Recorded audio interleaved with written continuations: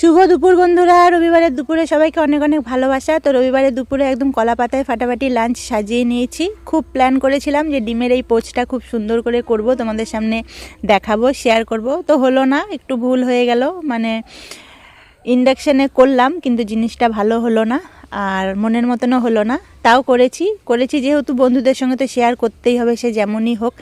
তো আমার সবসময় খুব ইচ্ছে হয় সব জিনিসটা পারফেক্ট হবে। তো জীবনে সব কিছু তো পারফেক্ট হয় না, সেরকমই আজকে এটাও পারফেক্ট হলো না। আমি যেমন দেখে এসেছি ইউটিউবে ভিডিওতে সেরকম সুন্দর হলো না, কিন্তু আমি আবার আরেকবার চেষ্টা করব, দেখব পারি কি না। তো এই তো ডিম গোল করে মানে বেগুন কেটে নিয়েছিলাম, তার মধ্যে একটা গোটা ডিম দিয়ে দিয়েছিলাম। তো একটা পোচ টাইপের করব ভেবেছিলাম, মানে হয়েছে, খেতে খারাপ হয়নি, দেখতে একটু খারাপ লাগছে। আর করে নিয়েছিলাম সিম পোস্ত আলু দিয়ে। গরম ভাতের উপরে নিয়ে নিয়েছি লেবু লঙ্কা, আর এই পাশে উচ্ছে সেদ্ধ করে নিয়েছি, খালি কাঁচা লঙ্কা সর্ষের তেল দিয়ে মেখেছি, খেতে খুব সুন্দর লাগলো। আর টমেটো